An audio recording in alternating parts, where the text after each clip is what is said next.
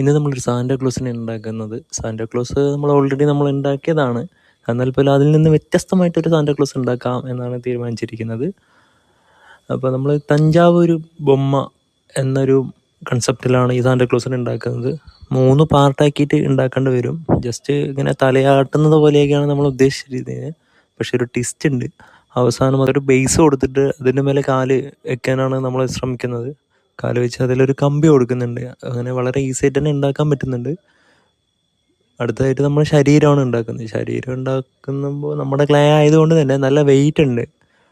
അതാണ് ഞാൻ പറഞ്ഞത്, നമ്മുടെ വെയിറ്റ് ഉള്ളത് കൊണ്ട് തന്നെ ഈ തഞ്ചാവൂരിൻ്റെ ടൈപ്പിൽ നമുക്ക് ഉണ്ടാക്കാൻ കുറച്ച് ബുദ്ധിമുട്ടുണ്ട്. ബുദ്ധിമുട്ടെന്ന് പറഞ്ഞാൽ അതിൽ നിൽക്കുമ്പോൾ ഇങ്ങനെ ഷെയ്ക്ക് ആവില്ല, ഒരു വശത്തേക്ക് ചരിഞ്ഞ് നിൽക്കും.